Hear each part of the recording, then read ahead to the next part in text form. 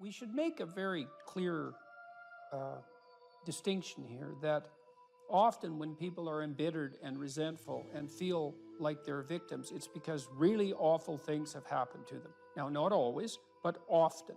And so then the question is, well, if you're in a situation and something really awful is happened to you or has happened to you, then, well, why shouldn't you feel like a victim? And is there a better alternative? And part of what you were trying to lay out in this part of the book is what those better alternatives are. So part of looking for that hero is to find out from someone else's example. In your case, it was your mother, but these other sources that you described, of people who were in a sort of hell, in an undeniable sense, but who chose in a very real way to make it as good as it could possibly be given the circumstances. And so they had to turn to sources of power, let's say, and strength and fortitude and resilience that weren't, in some sense, obviously associated with the catastrophe. I mean, in your mother's case, it's a pretty tragic situation. She's a young mother, she has young kids, now she has breast cancer, and she fights a losing battle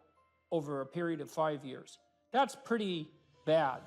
And then you have to ask yourself, given that that's obviously pretty bad, how is it even possible that someone could handle that with not only grace and courage, but the kind of grace and courage that leaves their children with an immovable sense of the ability to prevail in the face of the deepest adversity? I mean, that's really something. You said here, thousands have come before you and they did just fine. So quit your complaining. And it's not because you have nothing to complain about. That's not the case. It's that that's not the right approach.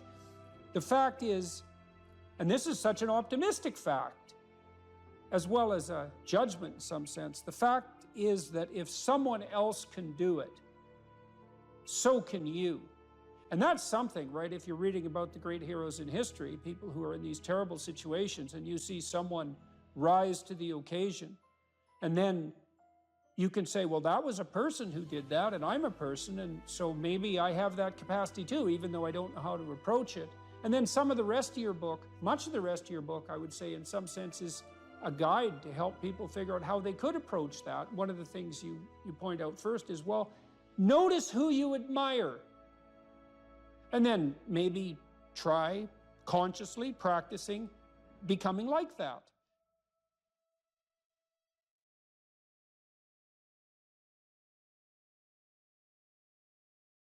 If you're thinking about your past, what it means is you haven't analyzed the causal chains. Because you might say, well, why do you remember your past?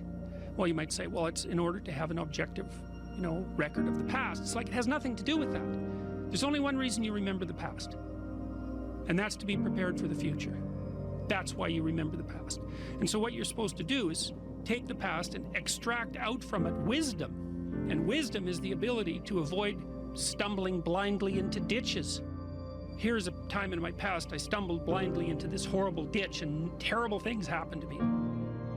You need to take that apart. You need to figure out, how was it that events conspired with your participation, voluntarily or involuntarily, so that that terrible consequence emerged. You need to know why that happened and how you could react differently in that situation. And as soon as you do that, your brain will leave it alone. It won't obsess you about it anymore, because the anxiety-producing parts of your brain are basically trying to tell you where there are obstacles in your environment.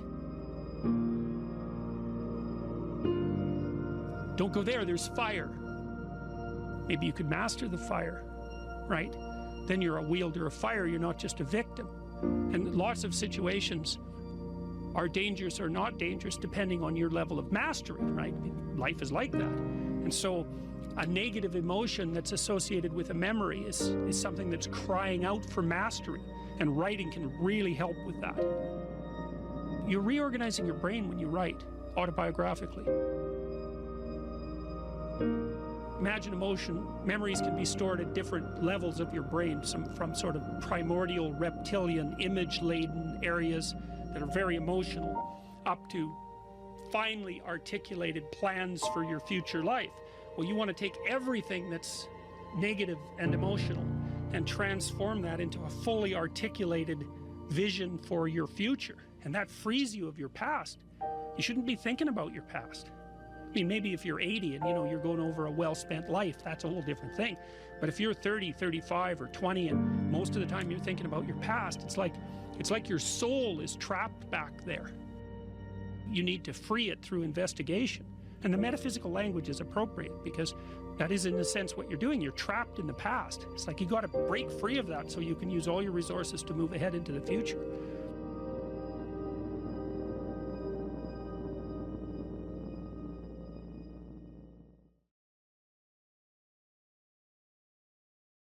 If you're suffering, you are obligated, in a sense, to hold on to whatever rope someone throws you.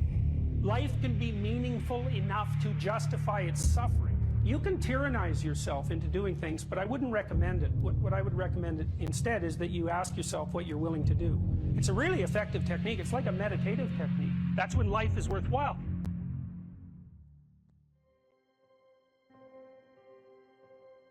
I don't know exactly what's going to help you, but don't arbitrarily throw out any possibilities because you might not have that luxury. Antidepressants help a lot of people, and there are technical reasons why that's the case. If you're offered a gift by your society and it works, try it. I don't care what your presuppositions are. The time you see people who are suffering with depression, for example, there's a multitude of reasons, but I'll take one common reason. You could think about it as associated with the story of Peter Pan. Peter Pan is someone who won't grow up, right? Now, the problem with Peter Pan is he gets to be king, but it's king of Neverland. Neverland doesn't exist. So being king of nothing isn't that helpful. Well, one of the things that you often see with people who suffer from depression, and I'm not making a blanket statement about the cause of depression because there's lots of them, is that people who don't have enough order in their life tend to get overwhelmed. So, for example, if someone comes into me to see me and they say they're depressed, I always ask them a very standard set of questions. Do you have a job? If you don't have a job, you're really in trouble in our society. First of all, your biological rhythms tend to go off the rails right away because there's no reason to go to bed at any particular time and there's no reason to get up. And for many people, if they don't get up at the same time, they foul up the functioning of their circadian rhythms, and that's enough to make them depressed right off the bat, especially if they start napping during the afternoon. They also don't have a purpose. People aren't good without a purpose, and this isn't hypothesizing. We absolutely understand the circuitry that underlies positive emotion. When you're attending to something you're interested in and you're engaged in it, that's when you're alive. That's when life is worthwhile. It's so worthwhile that in those moments you don't even ask the question about it. The question itself goes away because the meaning that you're united with is so powerful that it can push back the adversity that would otherwise characterize life. Nietzsche said, the person who has a why can bear any how.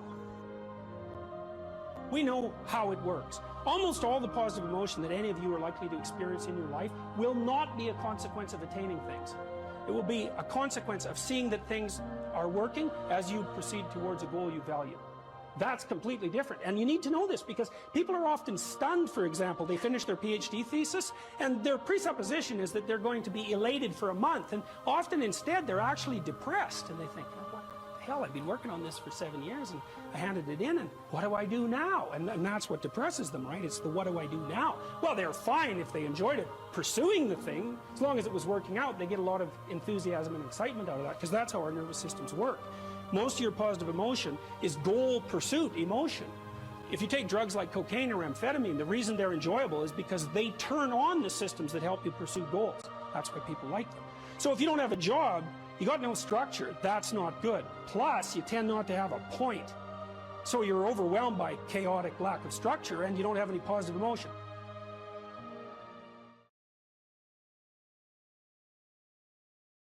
How about this gentleman second from yes? John's got the mic there. Thank you. I don't want to look behind me how many people are here because I'll get a bit nervous to ask this question.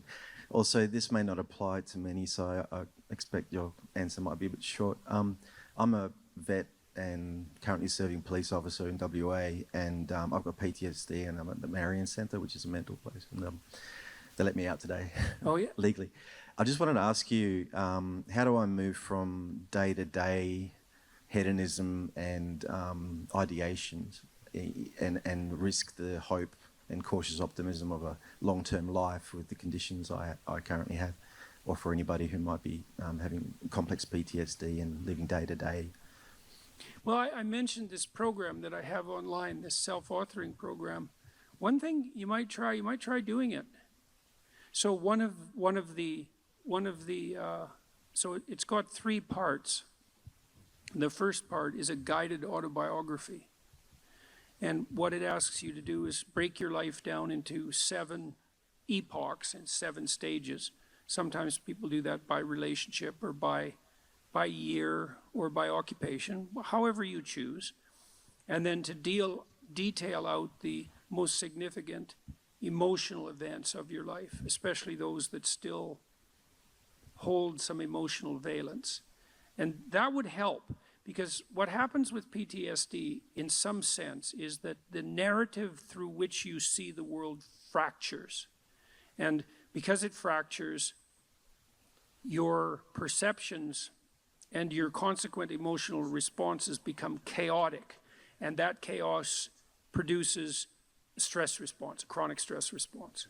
And so what you need to do to recover from PTSD is to knit the story back together. And I had a client who had PTSD, very seriously affected. She was only 17, and she was so fractured that she was diagnosed with severe schizophrenia. And when I first saw her, she could barely talk, and she could barely focus her eyes, and she would move her hands up and down, and I like she was grasping for something. And I asked her why, and she said that she could see lines in front of her and that she was trying to interact with them. I mean, when your perceptions are fractured, you're in pretty rough shape. And it turned out that she had been terribly bullied by a boy whose amorous advances she had rejected, and he set out to make her life hell, and certainly succeeded. And I had her walk through this past authoring program in the course of therapy. And she could hardly write to begin with. And we went through her life right from the beginning. And as we went through it, she got more and more coherent. And by the time we had brought her up to date, including walking through this catastrophic bout of bullying and the school's absolute inability to do anything about it, she had glued herself back together.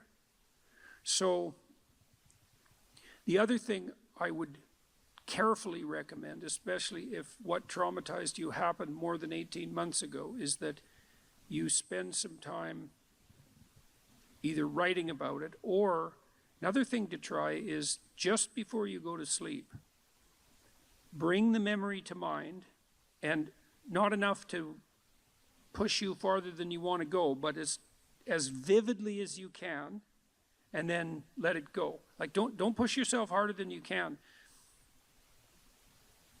You'll see, you want to initiate a process of active engagement with the dragon that burned you, fundamentally. The psychophysiological pattern of active engagement is the opposite to the psychophysiological pattern of involuntary stress. And so if you can practice embodying that voluntary confrontation, then that stance can come to dominate. And that's the stance you want to dominate, because that moves you forward voluntarily into the world. And so, and that, in all probability, that will work. So I had this is a friend of mine. He had PTSD, and he had been brutalized in a Canadian residential school when he was a kid, and it was bloody rough, like Auschwitz level rough. It was really bad. You can't listen to his story without it like breaking down, it's bad. And he told me that he hadn't looked in a mirror for 40 years. He was unable to face himself, And he also told me that when he dreamed, he was still 8 years old in his dreams, same age he was when the cataclysm occurred.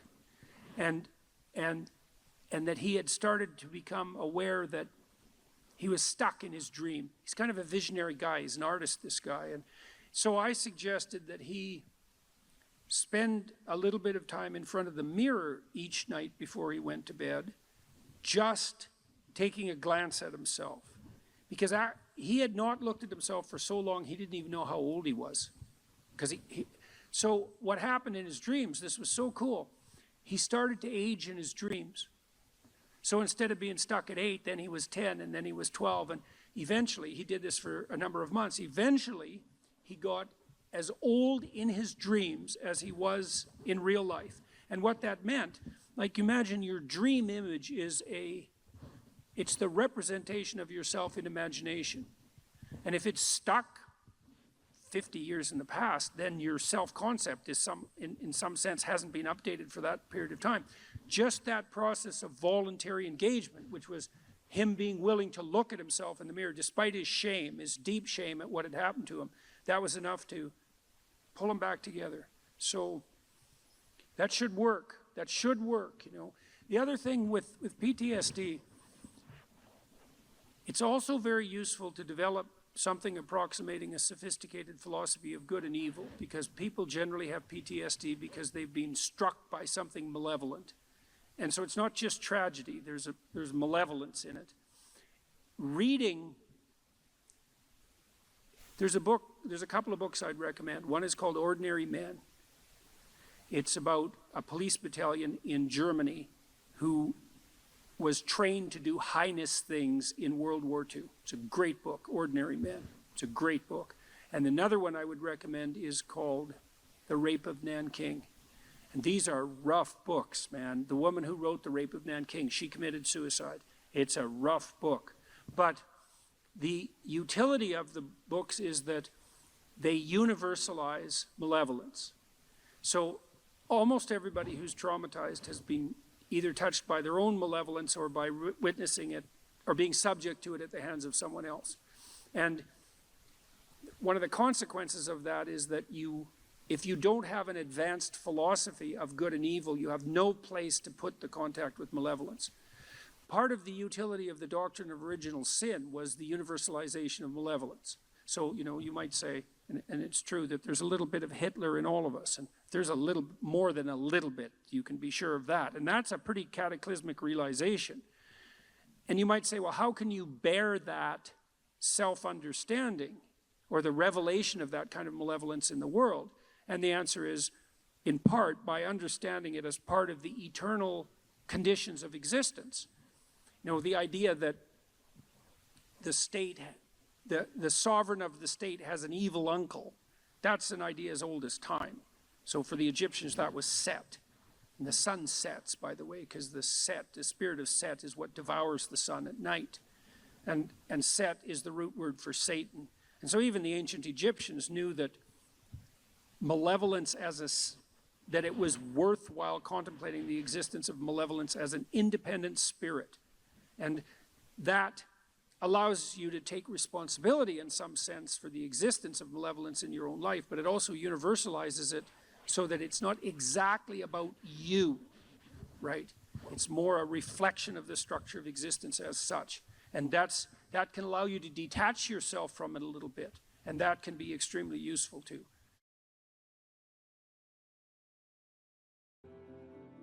Life has proximal meanings, right?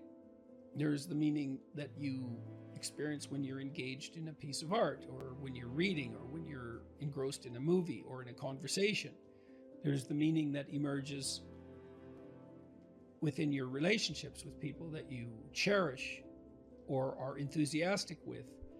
There's meanings of security and predictability.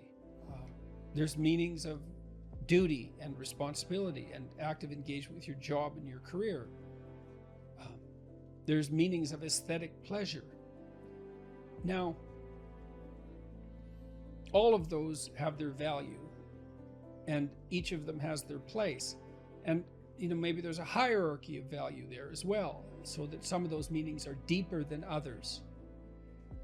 And then you might say, well, what characterized the deepest of all meanings? And it would be something like relationship with the transcendent, and that would establish a relationship between you and what's always been conceptualized as God, which is generally supposed to be something ineffable, right? It's not definable, but you might think about it as the central animating spirit of the age, or the value around which all other values are organized, or the wisdom of the ages, or the creative spirit that possesses you when you're inspired, or what grips you with enthusiasm at a sports event or at a musical event, all of those things. And we need a relationship with that. And we find our deepest meaning in that relationship. And if we don't find it, I think if we don't find it in something that's explicitly religious, then we tend to magnify something of lesser value, say something political,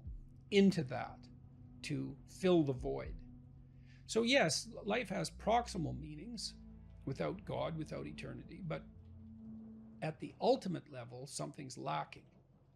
And it's the desire to fulfill that lack that, and maybe the lack itself, that's part and parcel of the religious instinct.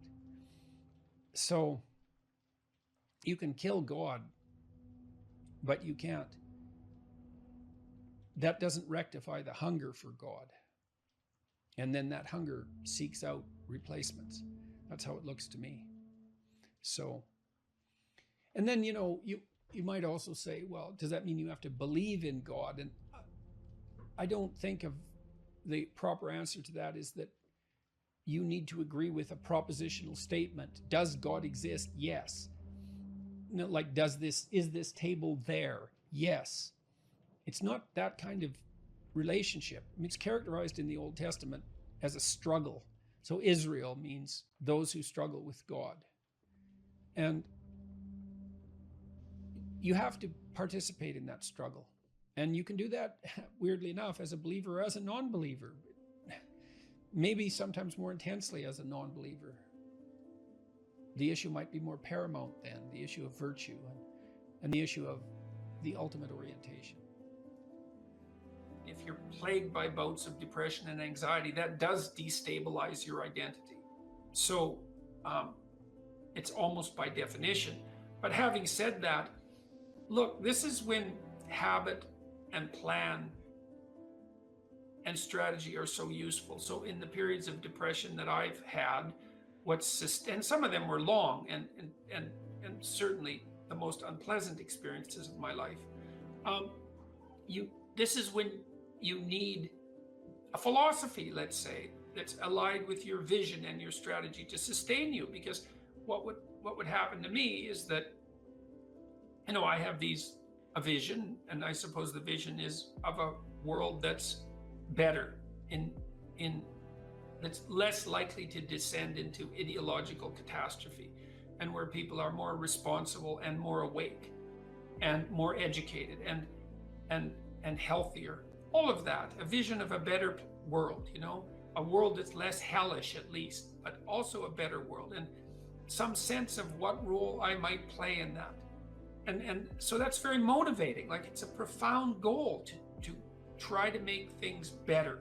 And you can do that locally. You can do that for yourself. You can do that for your family. You can do that for the broader community. And all of that's worth it, man. It's worth making some sacrifices for. It's worth suffering for to some degree. And then you decompose that into the day-to-day and week-to-week strategies and actions that you're undertaking, the plans and the activities that you're putting forward to make that dream a reality, to realize it. And then when the depression and anxiety come along, you think, part of it with depression, it's just bloody endurance. It's like you get up and you work through the next hour, you try to stay on track, you try to implement your strategic plans to the best of your ability, and you hope and you pray that you'll get through it. You'll get through it, and that the darkness will recede, and you stay on track. You eat even though you're not hungry. You get up even though you want to stay in bed. You interact with people even though you'd rather be alone. And it's the benefit of disciplined habits can sustain you. It's like the boat you're rowing in through a terrible storm, leaks and all, and maybe you'll be overwhelmed, but you have the boat and you can row forward, and that's what you've got.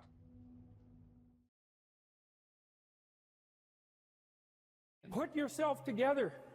And then maybe if you put yourself together, you know how to do that. You know what's wrong with you, if you'll admit it. You know there's a few things you could like polish up a little bit that you might even be able to manage in your insufficient present condition. And so you might shine yourself up a little bit, and then your eyes will be a little more open, then you can shine yourself up a little bit more, and then maybe you could bring your family together instead of having them be the hateful, spiteful, neurotic, infighting batch that you're like doomed to spend Christmas with. So then you fix yourself up a little bit, and then you got to figure out, well, can you figure out how to make peace with your idiot brother? And probably not, because he's just as dumb as you, so how the hell are you going to manage that? And so then maybe you get somewhere that way, and your family's sort of functioning, and you find out, well, that kind of relieved a little bit of suffering, although it reduced the opportunities for spiteful revenge, and that's kind of a pain in the neck. And so then you get your family together a little bit, and you're a little clued in then, at least a bit, because you've done something difficult that's actually difficult. You're a little wiser, and so then maybe you could put a tentative finger out beyond the family and try to change some little thing without wrecking it. So, and that's the other message of the West. It's like, how do you overcome the suffering of life? And I'm not saying it's only the message of the West. How do you overcome the suffering of life? Is be a better person. That's how you do it. Well, that's hard. It takes responsibility. And I think, you know, if you said to someone, you want to have a meaningful life? Everything you do matters. That's the definition of a meaningful life. But everything you do matters. You're going to have to carry that with you. Or do you want to just forget about the whole meaning thing, and then you don't have any responsibility because who the hell cares? And you can wander through life doing whatever you want, gratifying impulsive desires for how useful that's going to be. And you're stuck in meaninglessness, but you don't have any responsibility. Which one do you want? Well, ask yourself, which one are you pursuing? And you'll find very rapidly that it isn't the majority of your soul that's pursuing the whole meaning thing, because, well, look what you have to do that. You have to take on the fact that life is suffering. You have to put yourself together in the face of that. Well, that's hard. Christ, it's amazing people can even do it. I'm stunned every day when I go outside, and it isn't a riot with everything burning. There's all these ruined people out there. They've got problems like you can't believe. Off they go to work and do things they don't even like, and look, the lights are on. It's a miracle, and we're so ungrateful. College students, the postmodern types, they're so ungrateful. You know, they don't know that they're surrounded by just a bloody miracle. It's a miracle that all this stuff works, that all you crazy chimpanzees that don't know each other can sit in the same room for 2 hours sweltering away without tearing each other apart, because that's what chimps do. Anyways, so I got to the bottom of some things, at least as far as I can tell, so I told you what the bottom is, and then I got this idea about what you might do about it, which isn't my idea. It's an old idea. It's far older than Christianity. It's old. It's the oldest story of mankind. Get yourself together. Transcend your suffering. See if you can be some kind of hero. Make the suffering in the world less. Well, that's the way forward, as far as I can tell, if there is any way forward. Live without it. Assuming you want to get better, there's usually something you can figure out that would constitute a step towards some sort of concrete goal. And my presumption, it's a behavioral presumption fundamentally, is that small accruing gains that repeat are unbelievably powerful. You can tyrannize yourself into doing things, but I wouldn't recommend it. What I would recommend instead is that you ask yourself what you're willing to do. It's a really effective technique. It's like a meditative technique. So, for example, you can get up in the morning and you can think, well, you know, I'd like to have a good day today, so I'd like to go to bed tonight without feeling guilty because I, you know, didn't do some things I said I was going to do, and I'd like to have kind of an interesting day. So you got to fulfill my responsibilities, and I want to, you know, enjoy the day.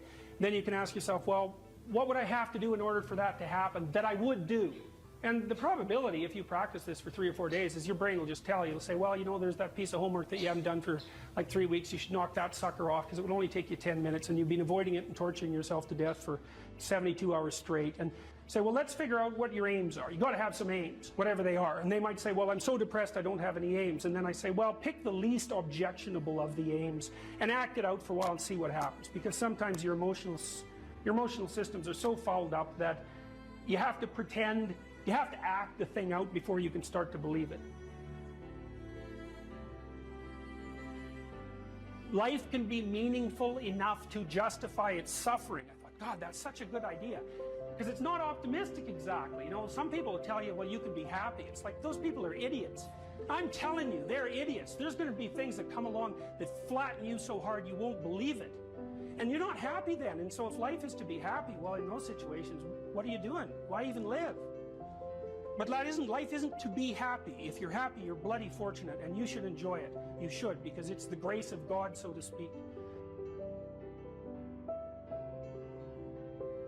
People know when they're doing something meaningful. They can tell. So why the hell don't they do meaningful things all the time? It seems obvious. You could do it. I mean, it's hard, you know, because other people want you to do other things, and it's a struggle, but everything's a struggle. Oh, I get it. I see why. It took me about 10 years to figure this out. People have a choice. Choice number one. Nothing you do means anything. Well, that's kind of a drag, right? It's the meaninglessness of life and all that, existential angst. You know, that's kind of a pain. But the upside of nothing that you do is meaningful is you don't have to do anything. You've got no responsibility. Now, you have to suffer because things are meaningless, but that's a small price to pay. The alternative is everything you do matters. Really. If you make a mistake, it's a real mistake. If you betray someone, you tilt the world a little more sharply towards evil rather than good. It matters what you do. Well, if you buy that, then you can have a meaningful life. But there's no mucking around. It means responsibility. It means that the decisions you make are important. It means that when you do something wrong, it's wrong. Well, do you want that?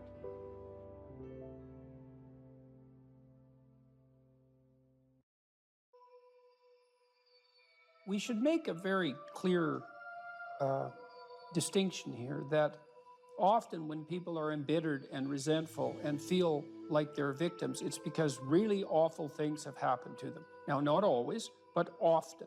And so then the question is, well, if you're in a situation and something really awful is happened to you or has happened to you, then, well, why shouldn't you feel like a victim? And is there a better alternative? And part of what you were trying to lay out in this part of the book is what those better alternatives are. So part of looking for that hero is to find out from someone else's example. In your case, it was your mother, but these other sources that you described of people who were in a sort of hell in an undeniable sense, but who chose in a very real way to make it as good as it could possibly be given the circumstances. And so they had to turn to sources of power, let's say, and strength and fortitude and resilience that weren't, in some sense, obviously associated with the catastrophe. I mean, in your mother's case, it's a pretty tragic situation. She's a young mother, she has young kids, now she has breast cancer, and she fights a losing battle over a period of 5 years. That's pretty bad. And then you have to ask yourself, given that that's obviously pretty bad, how is it even possible that someone could handle that with not only grace and courage, but the kind of grace and courage that leaves their children with an immovable sense of the ability to prevail in the face of the deepest adversity? I mean, that's really something. You said here, thousands have come before you and they did just fine. So quit your complaining. And it's not because you have nothing to complain about. That's not the case. It's that that's not the right approach. The fact is, and this is such an optimistic fact, as well as a judgment in some sense, the fact is that if someone else can do it, so can you. And that's something, right? If you're reading about the great heroes in history, people who are in these terrible situations, and you see someone rise to the occasion, and then you can say, well, that was a person who did that, and I'm a person, and so maybe I have that capacity too, even though I don't know how to approach it. And then some of the rest of your book, much of the rest of your book, I would say in some sense is a guide to help people figure out how they could approach that. One of the things you point out first is, well, notice who you admire. And then maybe try consciously practicing becoming like that. And you know, people are very, very, very, very tough. And it turns out that if you face things that you can put up with a lot more than you think you can put up with, and you can do it without becoming corrupted.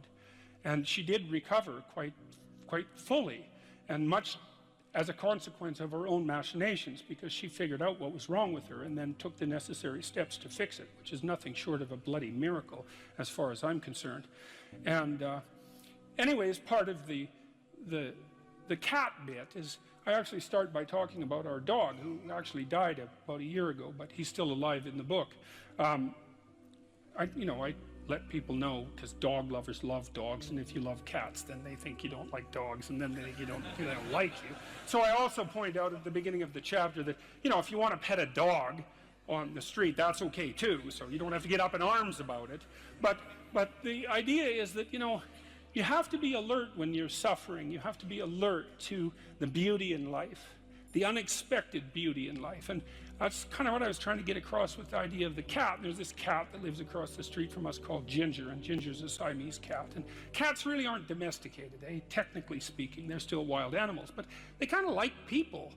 God only knows why, but they do, And so Ginger will come wandering over, and our dog looks at her, but they're friends, and she rolls over on his back, and Seiko used to, nose her a bit, and then she'd kind of mosey over and let you pet her if she was feeling like it that day. And, you have to look for that little bit of sparkling crystal in the darkness when things are bad. You have to look and see where things are still beautiful and where there's still something that's sustaining. And, you narrow your time frame and you be grateful for what you have, and that can get you through some very dark times, and maybe even successfully if you're lucky. But even if unsuccessfully, then maybe it's only tragic and not absolute hell. And you can do that, in the worst situation. You can make it only tragic and not hell. And there's a big gap between tragedy and hell. There's nothing worse at a deathbed than to see the people there fighting. The death is bad enough, but you can take that, as terrible as it is, and make it into something that's absolutely unbearable. And maybe I think, and this is sort of what I closed the book with, this idea is that if we didn't all attempt to make terrible things even worse than they are, then maybe we could tolerate the terrible things that we have to put up with in order to exist, and maybe we could make the world into a better place, and it's what we should be doing and what we could be doing, because we don't have anything better to do. And that's what the book is about, and that's the end of 12 Rules for Life. Something like a general theory of meaning. That's really what I've been working on, I would say, for 35 years, something like a general theory of meaning. And so I'm going to see if I can deliver the whole damn thing in 35 minutes, which I've never really been able to manage, but I've had a lot of practice, so maybe this is the night. So the first thing I want to tell you about is a little bit about how you perceive things, because it's very important to know how you perceive things. And you don't perceive very much, by the way, because, well, there's a lot of the world, way more than you can possibly imagine, and there's not that much of you. And so a lot of information is coming in through a very narrow channel, and it isn't easy, given the fact that all that information exists. It isn't easy to figure out how to narrow that channel so that the information you get is the information that you need. It's information you need that also gives you a grip on the world, right? It has to be practically useful, true and practically useful, something like that. It's a very, very, very, very difficult problem to solve. And a lot of it you don't even really solve, because you can't. It's too complicated. You solve it by doing what you're doing right now, for example. So here you are in this unbelievably beautiful building, and I read today a little bit about it, and today it would cost about $1 billion to build this building. And so you're sitting here, and you're all sitting here peacefully, and you're all pointing in the same direction, right? And we're all basically doing the same thing, and we're doing it peacefully, and we can all focus on the same thing, and we had to invest $1 billion for that to be able to happen. And so you think about that, is that part of the way your society solved the problem of the complexity of the world for you was by investing $1 billion in what, 15, how long did it take to construct this place? 15 years, something like that. Maybe it was longer. So that you could sit here in relative comfort and peace and tranquility and concentrate on something that's very focused, maybe something of beauty, something of artistic merit, something of intellectual merit, and that the rest of the world wasn't there, so you didn't have to worry about it. And that's not all. It's not just that you're here in this building and the chairs aren't falling apart and the floor is reliable and the electrical lights work and the sound quality is good and like all the technology is working and there's people beetling away in the background like mad constantly everywhere, making sure that those impossible things keep happening so that you don't have to be distracted.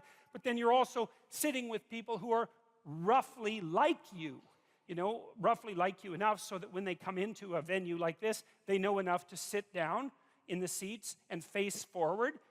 And not turn around and look at the person behind them, which would make them very nervous, right? Which would be an indication that that person isn't playing the same game as everyone else, and so God only knows what they're up to. Because you just wouldn't want that, right? You wouldn't want the guy in front of you turning around and just looking at you for the next 90 minutes.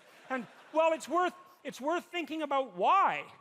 Like, well, what are you thinking about? You're going to be sitting there looking like this. Your eyes are going to be darting around, and maybe you're going to be nudging someone and pointing at this person because maybe they have some idea of what this person is up to because you don't.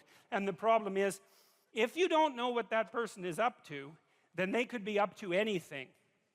And anything is a lot of things to be up to. And you don't want people to be up to anything. You want them to be up to the one or two things they're supposed to be up to while they're with you in this narrow place that you occupy, right? And that's sort of the hallmark of a civilized and socialized person is when we interact under 90% of conditions, 99% of conditions, you show me your persona. It's just a very narrow slice of yourself, and I show you mine at the bank, say, or at the grocery store, when we pass each other casually in the street. We nod and say hi, and you nod and say hi, or we just walk by peacefully, and like we're seething with complexity, and we don't let any of that out. And the reason for that is we don't want anybody else to let any of it out either. Right? So we keep ourselves simplified, and we build our architecture for that. And so, you come into a building like this, and the building tells you what to do. The chairs are all aligned. The chairs say, sit on me, right? The chairs are all facing the same way in kind of a semicircle, and they say, face the stage. And there's a stage. And so you come in here and all the perceptual problems are solved. And so there's all this technology and there's all this expense, and then there's the shared culture that enables you to know that this is something like a theatrical experience. And so what you do at a theatrical experience is come together as a group and remain silent but attentive, participating in that manner, and watch and listen to the main performance. And you all know that. It's part of the shared culture. And so that shared culture is also enabling you to perceive what you're perceiving right now as a protective mechanism. And that's part of a broader shared sense of civilization, and it's dependent on a shared government. And then there's other forms of protection, Well, the sun isn't shining on us too brutally because we have a roof, and we're not in danger of warfare because you have borders, and you have an armed forces, and you have policemen, and it's like, Christ, there's just things going on around you like mad to ensure that you can sit here so peacefully and so much as if the world isn't a complex place for an hour and a half and do something this focused. And so that's partly how you solve the perceptual problem. You don't see the world that much. You screen a lot of it out. Now, there's a good illustration of this. A psychologist named Dan Simon did this famous experiment which he called Gorillas in Our Midst. And some of you know about it, but I'm going to go over it because it's such a fun experiment to talk about because it's so ridiculous and so illuminating and because it's so relevant to what I want to continue talking to you about. So here's the deal. You go into Dan Simon's lab. He was at Harvard 20 years ago when he did this, and he was interested in this phenomena called change blindness. You see those kids' books sometimes where there's picture 1 and picture 2, and you're supposed to look at picture 1 and then look at picture 2 and see what's changed. It's actually hard. You look at picture 1, you say, well, I saw that. And then you look at picture 2, and it's different, but you can't see the differences, and you have to really compare back and forth before you can check out the differences. And that's what perception is like, is you're very blind to change, way more than you think. And way more than anybody thought before Simon did his experiments. And so he did this crazy experiment. So here's the setup. Video camera set up in front of a elevator bank, right? And so the camera would be here, the elevator bank would be about here, so it's pretty close-up shot. There's 6 people participating, 3 of them dressed in black, 3 of them dressed in white. The white team has a basketball, the black team has a basketball. They fill the whole screen, so it's not like they're way over in the corner this high and you can barely see them. They fill up the whole screen. You can detect their facial figures. It's close shot. You see their whole body, but it's clear. There's no tricks in it. And you sit there and you're the experimental subject, and the psychologist or his assistant says, okay, here's your task. And you're there to be focused on a task, apparently, because you're in a university and you're in a lab and you'd expect to be focused on a task. And so you're already primed for that, and you're willing to go along with it, to be obedient. But to be a good sport, let's say, that's better than obedient. And you want to do a good job because it's intimidating to be in a lab like that. And so you want to do a good job of whatever you're supposed to do. Unless you're a troublemaker, and you're probably not, because you wouldn't go into the lab to begin with if you were a troublemaker. So Simon says,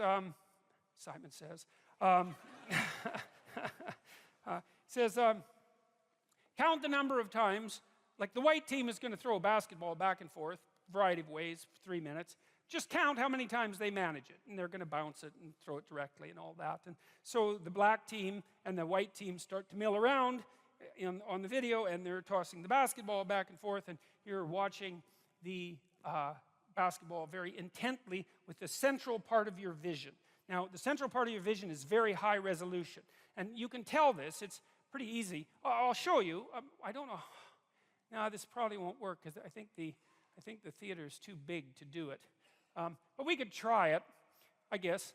So look at my finger, all right? But pay attention to my face. Now that's hard because usually when you pay attention to something, you look right at it. But I don't want you to do that. I want you to pay attention to my finger and look at my face. And what should happen, except perhaps for those of you who are quite a distance at the back, is that you'll notice that you actually can't see my facial features. So for example, if I look at even somebody in the third row, if I look directly at you, I can see your facial features fine. I can tell you have glasses. I can't tell if you're male or female. I can't distinguish you from the chair, and it has nothing to do with you. Right. But you don't have to move very far away from central vision before it becomes extremely low resolution. And so that's how your visual system is set up. High resolution in the middle, low resolution as you move towards the periphery, until like out here, I actually can't tell how many, I know how many fingers I have. Well, 5 if you include the thumb, but I can't see them. If I move them, I can see them better. Because that's one of the ways your visual system overcomes its limitations, is that it's better at seeing movement than things that are stable. And that's because, well, if you're watching something and something suddenly moves, off to the right, it might be a good idea for you to shift your attention just to see what it is. And so that's a trick your visual system uses. But mostly it's foveal vision, and it's a very, very small part of your visual field, and it's extremely heavily neurologically innervated in the visual cortex. A lot of cells are devoted to that tiny area in the middle of your vision to make it as high resolution as possible. And it might be nice. Eagles have 2 fovea, by the way. They can see better than human beings. Their eyes, bald eagles, their eyes are as big as human beings, and they can see better than we can. They're the only animals that can do that. They have 2 fovea. But you can't have that high resolution vision across the entire span of your eyes, because then your head would have to be this big to carry that much brain around, and obviously that would be hideous and also counterproductive. So we do the best we can, and what it means is that we're blind to a lot of things that we don't think we're blind to. So anyways, so you're playing Dan Simon's game, and you're counting the number of times that the basketball is tossed back and forth between the white team, and he says how many times, and you say, being a good experimental participant, you say 16. And you're right, and he says you're right, and you think, oh, good, I'm smart enough to participate in a psychological experiment. And you feel good about yourself, It's a little self-respect boost, let's say, because you passed the test. And then Simon says, did you see anything out of the ordinary? And you say, most of you, some people notice, most of you say, no. What do you mean? And Simon says, well, the gorilla. Did you see the gorilla? And you think, well, what do you mean, did I see the gorilla? Like, there was no damn gorilla. I'd see a gorilla, right? If we're watching me on stage and a gorilla came out here, you'd see it. Maybe, as it turns out. It might depend on what the gorilla was doing. But in any case, so Simon rewinds the tape as you watch it, so that there's no tricks, and he says, don't count the balls this time, just watch. So it's a different command, right? So you have a different aim now. You're pursuing a different value structure. He says, just watch. And he rewinds it, and sure enough, you see the gorilla coming out backwards and being in the middle and then going off to the side. And then he replays it for you. And a minute and a half into the 3-minute video, in waltzes this damn gorilla. It's a guy, because they didn't have a gorilla for obvious reasons. Ethics committees wouldn't allow them to use a real gorilla. And he's a big guy. He's not a small chimpanzee-type ape. He's 6'4", and he saunters out there and beats his chest like for 4 seconds, right in the middle of the screen, which you might think you'd see since it's right in the middle of the screen, and then he saunters off to the side, and you don't see it. And the question is, well, what the hell's wrong with you? Like, why don't you see it? And it's worse than that. Like, Simon has done other funny tricks. Like, imagine you went to a grocery store and the cashier was behind the counter, right? And you're talking to the cashier, and the cashier says, excuse me for a minute, and then kneels down, and then someone else stands up and keeps talking to you. And you think, oh, you're going to catch that. And you don't. About 50% of people miss that completely. So you can, like, change the person completely. And the reason is, well, how much processing do you have to do to have a casual interaction with a cashier at a grocery store? And the answer is, not much, right? You don't have to do the processing doesn't have to be that deep. And you can kind of tell this because you can watch The Simpsons, or you can watch South Park, and South Park has like the world's worst animation, right? I mean, everything moves like this. It's all circles and triangles, and you don't care. It's like 5 minutes into the narrative. It doesn't matter that it's circles and triangles having a conversation. It's fine. The icon will work. And that's a good rule for perception, is you use the simplest possible perceptual scheme that you can manage to get yourself from point A to point B, right? It's a map. You don't see the world. You see an iconic representation of the world. And then the question is, what makes the iconic representation sufficient? And I suppose sufficient means a couple of things. One thing it means is tolerable, right? It doesn't cause an excess of suffering and degeneration. It has to be functional, right? And then maybe a more specific example of that would be, well, it has to work, like a map works. A map is a low-resolution representation, but it's a good enough map if you use the map and you start at point A and you happen to be at point A, which is a good beginning for a map, and then you use the map and you get to point B, and you think, good enough map. And that's really, that's us. That's how we think. That's how we construe the world. Our maps are really, the stories that we use in the world are really the maps we use to guide us. And then they have perceptual implications. But that's essentially what you do. So now the question is, all right, what happened in the gorilla video? Well, what happened was you were aiming at something, right? You're aiming at counting the passes. And the question is, well, why were you doing that? And the answer is, well, someone told you to, asked you to. And then you might ask, well, why did you listen to them? There's lots of other things you might have done in the lab, but that isn't what you did. You did what you were asked to, and we might say, well, that's because you're reasonably cooperative and civilized. And then we might say, well, why is that a hallmark of cooperation and civilization? And we might say, well, reciprocity, like spontaneous reciprocity between strangers who have a bit of a contractual arrangement is part of civilized behavior, and so that's the appropriate thing to do. And we might say, well, you wanted to do a good job in the lab because you wanted to make sure that your status wasn't too low. You know, you could count to 16, and so you can give yourself a pat on the back of the head for that. And, you know, it's part of being a civilized person. And so there's a huge value structure behind that. Like, you didn't go into the lab and shoot it up, you know. You didn't bring a hand grenade, right? And you didn't sexually assault the experimenter. There's lots of things you could have done in there, and you didn't do those things. You just sat there and counted the balls and missed the gorilla.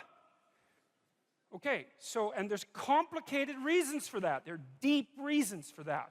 And so there are deep reasons for how you perceive things and why.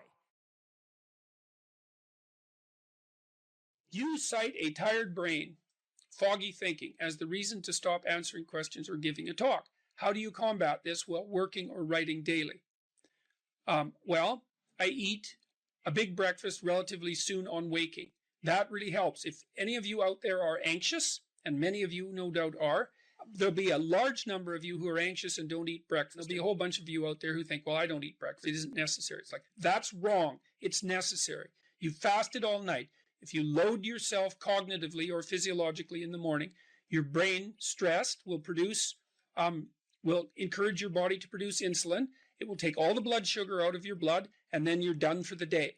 And then you'll be anxious. And a lot of the rest of you, too, you'll find if you're anxious, try this. It's really, really interesting experiment. The next time you're anxious, go eat something. Eat some protein and fat would be best. You could have cheese and crackers. I'm not a big fan of carbohydrates, but whatever. Eat whatever you're willing to eat, but make it solid. Don't eat a peanut butter, or don't eat a chocolate bar or something sweet. Eat something substantial, a piece of meat, a piece of cheese, some peanut butter, something like that. And then wait 10 minutes and see if you're less anxious. And try that for like 2 weeks. Every time you get anxious, eat something. Because then you can find out if your anxiety is linked to low blood sugar. And it's very likely that it is, especially if you also get irritable and foggy in your thinking. And the best way to treat that, as far as I've been able to tell, and there's a decent literature on this, is to make sure that you eat a big breakfast. And you might say, well, I'm not hungry in the morning. It's like, who the hell cares if you're hungry? I didn't say enjoy your breakfast. I said eat it. That's not the same thing. You know, there's lots of things that you need to do that you don't enjoy to begin with. You'll get hungry in 6 months, and then you'll start to enjoy it. So that's a massive difference. I take small naps quite frequently. If I'm wiped out, you know, I'll go have a nap for 10 minutes or 15 minutes, and then that helps quite a lot.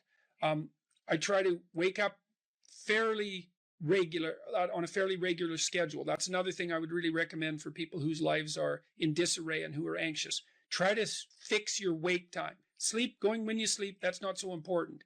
So you can still, you know, stay up late and have fun and all that. But getting up in the morning is really helpful. So, you know, and you also have to figure out how much you can work or write. I can't write for more than about max. My sustainable maximum for writing is 3 hours a day. And if I push it past that, then, especially if I'm editing, I make mistakes when I'm editing, so that's counterproductive, and I can't sustain it across time. And so I don't really think you can do more than about 3 hours of extremely intense intellectual work a day. Although if you have a nap, you can stretch that, but I think at least I end up paying for it across time. So nap, make sure you eat, and make sure that you get enough sleep. So that's how I combat it and try to make myself hyper efficient.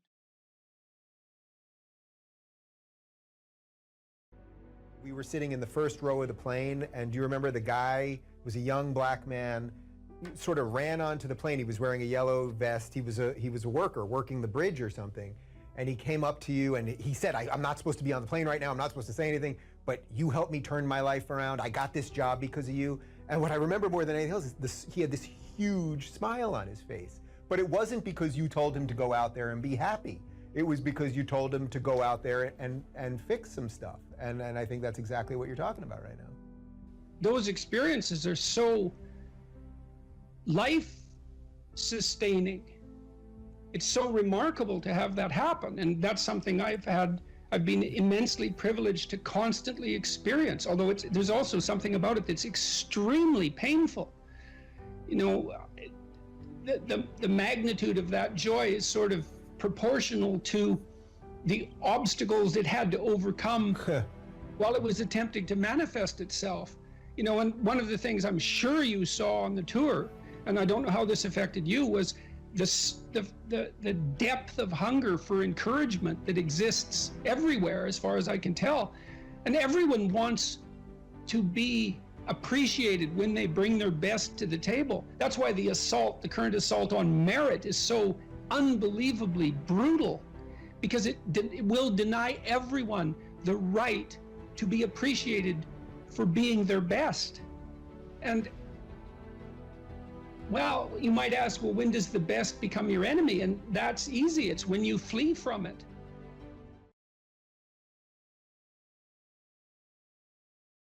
What sort of life would you have to have so that you could bear your suffering nobly? That's a good question to ask yourself. Now, and so we had people just write for 15 minutes. If you could have what you wanted and needed, what might that look like? And there's an instruction there too, is do it badly. Because what the hell do you know? And besides, your vision's going to change as you progress through your life. And so you're not going to get it done perfectly, but that's okay. Get it down. Get a rough first draft down, right? A rough approximation of who you could be if you got your act together. And not who other people think you should be, you know? Although that might enter into it, because you don't want to be completely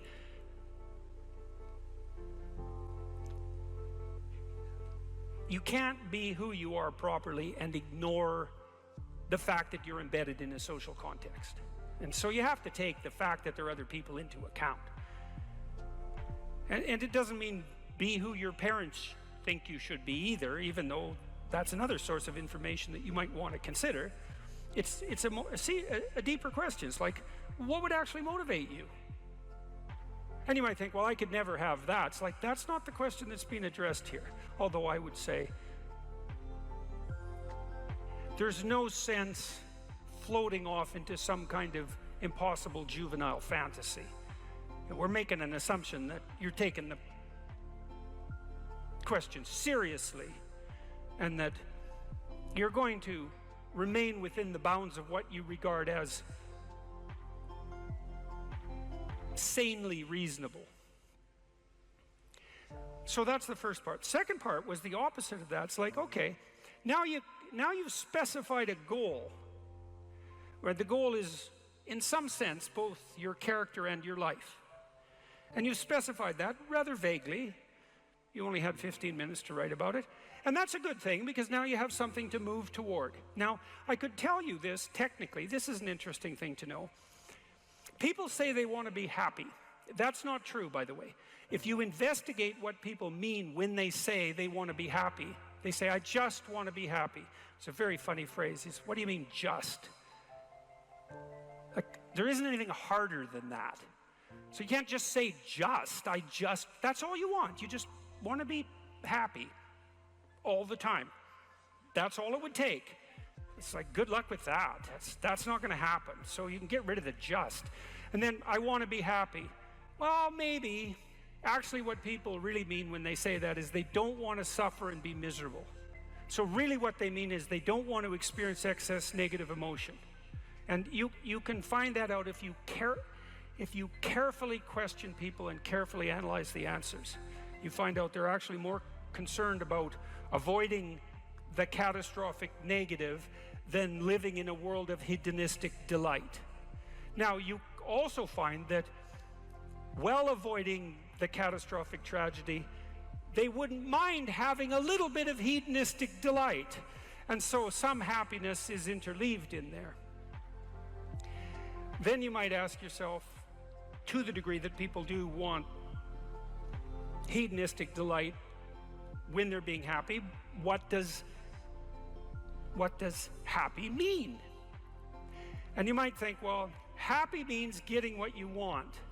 Happy is how you feel after Christmas dinner. It's like, no, that's asleep, right? That's content and asleep. Now, that's a form of contentment, but it isn't really what people mean when they say that they want to be happy. The happiness that people refer to when they talk about happiness has more to do with enthusiasm. And enthusiasm is an interesting word because it means it's entheos. It means to be inspired. Inspired is in spirit. It means to be imbued with the Spirit. Well, enthusiastic is to be imbued with the Spirit of God, interestingly enough. And we'll return to that. When do you experience the positive emotion that's associated with happiness? The answer is not when you've attained a goal, but when you're pursuing one. So you're set up, your positive emotion is associated with movement forward. You could say that your positive emotion is the psychological equivalent of forward movement, just as your negative emotion is the psychological equivalent of freezing or retreating. And so your emotions are very tightly tied to your action. Freeze, retreat, negative. Advance towards a goal, positive. No goal, no positive emotion. Now, if you don't remember anything else from tonight, that's a good thing to remember. No goal, no positive emotion. A corollary of that as well is no goal, confusion. So no goal not only means no positive emotion, it also means confusion, and confusion means anxiety and dread. And so a life without a goal is confusing and hopeless. And that begs the question, what should the goal be? And that's partly what we're trying to establish. You wrote for 15 minutes, you try to develop a vision for your life. Now you have something to move toward. That sets up the precondition for potential positive emotion and happiness. What else do you need to motivate you? Well, how about negative emotion? So what do you do with that? Well, negative emotion can stop you. You might think, well, I'd like to get a better job, but I'm afraid of putting myself out in the job market. I'm afraid of being evaluated. I'm afraid that if I tried something more difficult, I might fail. Then you have your negative emotion opposing you, right? It's anxiety is stopping you. And fair enough, because there are things to be anxious about. But what if you could get your negative emotion behind you, pushing you instead of stopping you? Sometimes in my clinical practice, I would have clients who hated their job. They're laboring under the thumb of a tyrant. And maybe that was partly because they'd turned themselves into slaves, but it didn't matter. They were laboring under the thumb of a tyrant, and they needed to make a move, laterally or up. They needed to make a move. And they were often afraid to, and they had their reasons. They didn't want to contemplate their resumes. They didn't want to open up their CVs. They didn't want to face the inadequacies of their past. They were afraid of being evaluated. They were afraid of being rejected. They didn't know how to negotiate. They didn't know how to conduct themselves in an interview. They're afraid of losing the security they'd already built up. They had their fears, and they were real, and those fears stopped them. But they'd come to me and say, oh my God, you know, I'm so miserable. My life is so miserable, and we'd take that apart. And one of the reasons was because they were laboring under the thumb of a tyrant. And then we'd talk that through, and they'd say, well, I'm afraid to make a change. And I'd say, well, that's okay. That's understandable. How afraid are you of not making a change? Let's make a little vision of that. You're 35, you hate your job. What's the consequence? You're not motivated. You don't want to get out of bed in the morning. You're starting to get depressed. You're getting bitter. You're getting resentful. You're getting cynical. You're amotivated at work. You're not doing a very good job. And you're starting to shrink. Now play that out for 10 years. You don't change it. You don't fix it. And what happens? Well, it's not like it's going to get better of its own accord. What's going to happen to you? Well, for sure, at minimum, what's going to happen to you is you're going to be in the same situation, but 10 years older. And if you can't get out of that situation now, what the hell makes you think you're going to get out of it in 10 years? You're 10 years older, you're 10 years more bitter, you're 10 years more cynical. Maybe by that time your marriage has collapsed because who the hell wants to live with you? You're even more of a slave than you were because you've labored another 10 years under the thumb of the tyrant and stepped backwards every time you were asked to, so you got smaller and smaller as the tyrant got bigger and bigger. It's like, think about that, and that means imagine it. Imagine that, okay? Now that's the situation. You're stuck where you are, but it's 10 years from now. And when I say think of that, I mean imagine that. It's like really play it out. It's like, you know how miserable you are now? You're afraid of making the necessary changes, but you know how miserable you are now. Just imagine how miserable you could be in 10 years. And in all likelihood, what you'll find is that you're way more afraid of that than you are of whatever's stopping you in the present. It's really useful to know what your own particular brand of hell might be. And so one of the things we do in this writing exercise is have people do the reverse. It's like, okay, so imagine now, 5 years from now, you've let whatever temptations you're particularly susceptible to have the upper hand. And they've augured you into the ground. You know, one person's an alcoholic, another person's a criminal, another person's living on the street, someone else is like skirting the edges of prostitution, somebody else is narcissistic and bitter, somebody else is depressed and anxious. You know where you would fall off the edge of the earth if you fell off in whatever direction you're prone to fall off. Everyone knows that, but we avoid that. You know, that's rule 3. Do not hide things in the fog. Is that the rule? Do not hide unwanted things in the fog. Yeah, well, we often won't allow ourselves to imagine the catastrophe that we're pursuing, let's say through inaction. That's a good thing to fix. So now you say, well, you think for 15 minutes, that's not very long, about who you could be and what you could have if you could have what you wanted, if you were who you could be.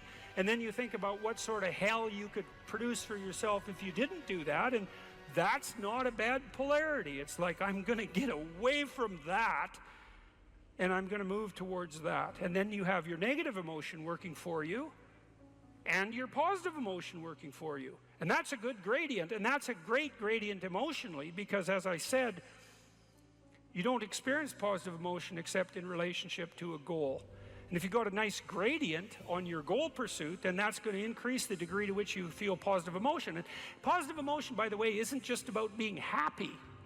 That's the most trivial part of it in some sense. Positive emotion allows you to focus. It's the soul of concentration. It's the essence of enthusiastic motivation. When you say, I really want to do that, that statement is predicated on the existence of positive emotion. It's the fact that the goal beckons to you that makes you say, I want to do that. And you know how much easier it is to do something you want to do than to do something you don't want to do. And that ease is actually a consequence of the activation of the system that governs positive emotion. And you might ask yourself, well, how powerful a system is that? And I would say, well, almost all of the drugs of abuse that people are most prone to abusing are abused because they activate the positive emotion system. So cocaine, methamphetamine, heroin is also a painkiller, but it has a psychomotor stimulant element. That's the technical term for the pharmacological effect of pharmacological agents on the positive emotion system. Psychomotor stimulation, psychomotor because it's associated with movement forward. And cocaine is such a powerful drug because it makes you feel like you're doing something worthwhile. That's the system it hyperactivates. And so it's a primary system of motivation. It's as old as forward movement itself. It's a cardinal source of meaning. And it only manifests itself in relationship to a goal. You know, if you take people, and I told you this, and you expose them voluntarily to things that they are avoiding and are afraid of, you know, that they know they need to overcome in order to meet their goals, their self-defined goals. If you can teach people to stand up in the face of the things they're afraid of, they get stronger. And you don't know what the upper limits to that are, because you might ask yourself, like, if for 10 years, if you didn't avoid doing what you knew you needed to do, by your own definitions, right, within the value structure that you've created to the degree that you've done that, what would you be like? Well, you know, there are remarkable people who come into the world from time to time, and there are people who do find out over decades-long periods what they could be like if they were who they were, if they spoke their being forward. And they get stronger and stronger and stronger, and we don't know the limits to that. We do not know the limits to that. And so you could say, well, in part, perhaps the reason that you're suffering unbearably can be left at your feet, because you're not everything you could be, and you know it. And of course, that's a terrible thing to admit, and it's a terrible thing to consider, but there's real promise in it, right? Because it means that perhaps there's another way that you could look at the world, and another way that you could act in the world. So what it would reflect back to you would be much better than what it reflects back to you now. And then the second part of that is, well, imagine that many people did that, because we've done a lot as human beings. We've done a lot of remarkable things. And I've told you already, I think before, that today, for example, about 250,000 people will be lifted out of abject poverty, and about 300,000 people attached to the electrical power grid. We're lifting people out of poverty collectively at a faster rate that's ever occurred in the history of humankind by a huge margin. And that's been going on unbelievably quickly since the year 2000. The UN had planned to have poverty between 2000 and 2015, and it was accomplished by 2013. So there's inequality developing in many places, and you hear lots of political agitation about that. But overall, the tide is lifting everyone up, and that's a great thing. We have no idea how fast we can multiply that if people got their act together and really aimed at it. Because, you know, my experience is with people that we're probably running at about 51% of our capacity. I mean, you can think about this yourselves. I often ask undergraduates how many hours a day you waste, or how many hours a week you waste. And the classic answer is something like 4 to 6 hours a day. You know, inefficient studying, watching things on YouTube that not only do you not want to watch, that you don't even care about, that make you feel horrible about watching after you're done. That's probably 4 hours right there. You know, you think, well, that's 25 hours a week. It's 100 hours a month. That's 2.5 full work weeks. It's half a year of work weeks per year. And if your time is worth $20 an hour, which is a radical underestimate, it's probably more like 50 if you think about it in terms of deferred wages. If you're wasting 20 hours a week, you're wasting $50,000 a year. And you are doing that right now. And it's because you're young, wasting $50,000 a year is a way bigger catastrophe than it would be for me to waste it, because I'm not going to last nearly as long. And so if your life isn't everything it could be, you could ask yourself, well, what would happen if you just stopped wasting the opportunities that are in front of you? You'd be, who knows how much more efficient? 10 times more efficient, 20 times more efficient. That's the Pareto distribution. You have no idea how efficient people get. It's off the charts.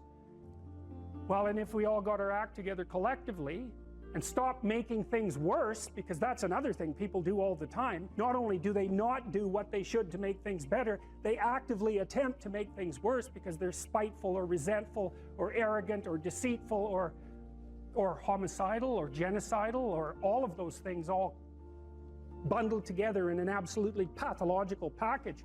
If people stopped really, really trying just to make things worse, we have no idea how much better they would get just because of that. So there's this weird dynamic that's part of the existential system of ideas between human vulnerability, social judgment, both of which are major causes of suffering, and the failure of individuals to adopt the responsibility that they know they should adopt. And that's the thing that's interesting too, is that, like another thing I've often asked my undergraduate classes is, you know, there's this idea that people have a conscience. And you know what the conscience is. It's this feeling or voice you have in your head just before you do something that you know is stupid, telling you that probably you shouldn't do that stupid thing. You don't have to listen to it, strangely enough. But you go ahead and do it anyways, and then, of course, exactly what the conscience told you was going to happen inevitably happens, so that you feel even stupider about it than you would if it happened by accident. Because you know, I knew this was going to happen, I got a warning it was going to happen, and I went and did it anyways. And the funny thing, too, is that conscience operates within people, and we really don't understand what the hell that is. So you might say, well, what would happen if you abided by your conscience for 5 years or for 10 years? What sort of position might you be in? What sort of family might you have? What sort of relationship might you be able to forge? And you can be bloody sure that a relationship that's forged on the basis of who you actually are is going to be a lot stronger and more welcome than one that's forged on the basis of who you aren't. Now, of course, that means that the person you're with has to deal with the full force of you in all your ability and your catastrophe, and that's a very, very difficult thing to negotiate. But if you do negotiate it, well, at least you have something, you have somewhere solid to stand, and you have somewhere to live. You have a real life, and it's a great basis upon which to bring children into the world, for example, because you can have an actual relationship with them instead of torturing them half to death, which is what happens in a tremendously large minority of cases. Well, it's more than that too, because, and this is what I'll close with, and this is why I wanted to introduce Solzhenitsyn's writings to you. You see, because it isn't merely that your fate depends on whether or not you get your act together and to what degree you decide that you're going to live out your own genuine being. It isn't only your fate, it's the fate of everyone that you're networked with. And so, you know, you think, well, there's 9 billion, 7 billion people in the world. We're going to peak at about 9 billion, by the way, and then it'll decline rapidly. But 7 billion people in the world, and who are you? You're just one little dust mote among that 7 billion, and so it really doesn't matter what you do or don't do, but that's simply not the case. It's the wrong model, because you're at the center of a network. You're a node in a network. Of course, that's even more true now that we have social media. You'll know 1,000 people, at least, over the course of your life. And they'll know 1,000 people each, and that puts you one person away from 1,000,000, and two persons away from 1,000,000,000. And so that's how you're connected. And the things you do, they're like dropping a stone in a pond. The ripples move outward, and they affect things in ways that you can't fully comprehend. And it means that the things that you do and that you don't do are far more important than you think. And so if you act that way, of course, the terror of realizing that is that it actually starts to matter what you do. And you might say, well, that's better than living a meaningless existence. It's better for it to matter. But I mean, if you really asked yourself, would you be so sure if you had the choice? I can live with no responsibility whatsoever. The price I pay is that nothing matters. Or I can reverse it and everything matters. But I have to take the responsibility that's associated with that. It's not so obvious to me that people would take the meaningful path. You know, when you say, well, nihilists suffer dreadfully because there's no meaning in their life, and they still suffer. Yeah, but the advantage is they have no responsibility. So that's the payoff, and I actually think that's the motivation. Say, well, I can't help being nihilistic. All my belief systems have collapsed. It's like, yeah, maybe. Maybe you've just allowed them to collapse because it's a hell of a lot easier than acting them out.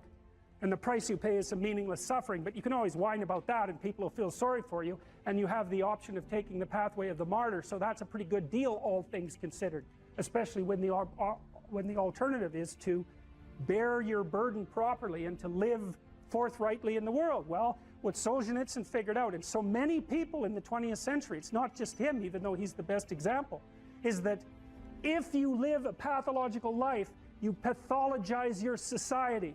And if enough people do that, then it's hell.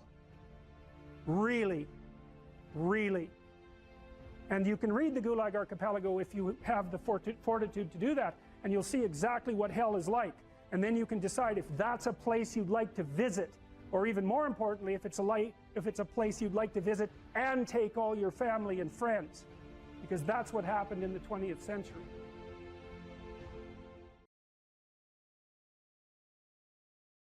It's with our fantasy that we first meet the unknown, right? Well, look, say you're going out with a new person. It's like, what do? You project a fantasy on them. And then you fall in love with the fantasy. And aren't you stupid? Because you're going to find out that the match between your damn fantasy and the actual person is tenuous at best. And so Jung would call that a projection of either the anima or the animus. You know, the anima is what a man projects onto a woman he finds desirable. It's like, oh, she's the perfect woman. It's like, well, how do you know that? You've like seen her for 4 seconds, you know, but it grips you. And the same thing happens in the opposite direction. And it's an action of instinct, you know. It's like you fall in love with the image. But interestingly enough, what you do in a relationship that works is that you actually, I think that what you see, it's a rough approximation, when you project the ideal and fall in love with it, you see what could be. It could be that, but it's going to take you a hell of a lot of work, because like you got no shortage of flaws, and the other person has no shortage of flaws, and so you're bringing your flaws together, and that's going to produce a lot of friction, and you're going to have to engage in a lot of dialogue before you approach that level of perfection again. But maybe you can do it. And then you get to live happily ever after. Well, wouldn't that be nice? Well, so the unconscious meets the unknown, and it meets it with imagination and fantasy and dream and art. That's how you take... See, you don't just go from what you don't know to fully articulated knowledge in one bloody leap. You can't do that. You have to extend pseudopods of fantasy and imagination into the unknown. That's kind of what theorizing is like, right? Even scientifically, you know, you don't know something scientifically, you generate a theory. Well, it's an imaginative representation that your unconscious is helping you generate. And so you meet the unknown with fantasy. That's what the unconscious is for. From the psychoanalytic perspective, that's what dreams do. And you can see why. You dream about the future. You know, it's like, well, what's the future going to be like? Well, you have a little imaginative story going on, and it's like, you don't really create it. It's sort of, you watch it unfold. You know, maybe you can tweak it here and there, but it sort of comes to you from wherever the hell things like that come from. You know, the unconscious, that's the psychoanalytic answer. It's not really much of an answer because it's more like a representation of a place that we don't understand. But that's where creativity comes from. And I mean, some people are really creative right down to the bloody core. So in my clinical practice, I often see people who are high in openness because they're attracted to me because they watch my lectures. And you have to kind of be high in openness to like my lectures. So because, well, you do, because they go everywhere, you know, and they're not necessarily very orderly. So anyways, lots of my clients are really high in openness, and they're funny people often, especially if they're smart, because sometimes they have the most nihilistic intelligence you can imagine. It's just self-critical and nihilistic and brutally brutal, man, and smart. And so they just criticize themselves out of existence. And so often I have to just try to get them to quit listening to their chattering self-critical rationality and go out and create something, you know, with their massive creativity. And as long as they're doing that, they're engaged in the world and happy as hell. But as soon as that self-critical rationality comes in and shuts down the creativity, they're just like walking corpses, you know. And it's because if you're really open, like you're a tree, and it has some trunks, and you know, your most prominent trait is the most lively trunk. And if you're a creative person and you're not engaging in a creative enterprise, you're like a tree that has had its vitality amputated. And so this is not trivial. This is deeply, deeply, deeply rooted in your biology. And those are people often who have like dream lives you just can't believe. I have one client, he has like 4 spectacular dreams a week, and most of the time we just spend discussing them. I mean, God. And I had another client who could be lucid in her dreams, which is more common among women. She could ask the damn characters what they represented, and they would tell her. It was like, okay, that was pretty weird. And like a lot of the things they told her were really helpful, and they were not things that she wanted to hear. She basically, one of them told her if she was going to live, she'd have to go visit a slaughterhouse. And the reason for that was because she was raised as a little princess and protected from horrible Mother Nature until she hit puberty, in which time she turned into an evil villain, because that's how the family worked. Perfect child, evil teenager, overnight. And then, well, that was hard on her, and she wasn't prepared because she thought the world was princess world, and, you know, she couldn't go through a butcher store without having a fit. And no wonder, you know, like, really, Jesus, you know, it's no wonder, but you do it. But she couldn't, so we used to go to butcher stores, and that would make her cry, and that she was a vegetarian, that would make her cry, and, you know, bemoan the cruelty of the world. And it's like, yeah, fair enough, man, those are bloody slabs of meat. It's like, I don't know why everyone isn't screaming when they walk through the butcher store, but you got to get used to it, man, because you can't live in the world otherwise. And so the dream character, who was a gypsy, told her that she had to go visit a slaughterhouse, which seemed rather impractical.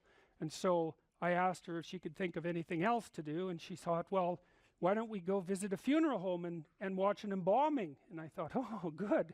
That sounds like a fun way to spend a day. And so I phoned up a funeral parlor, and I said I had a client who was terrified of death. Yeah, and I was a therapist who was also a little shaky on the concept myself.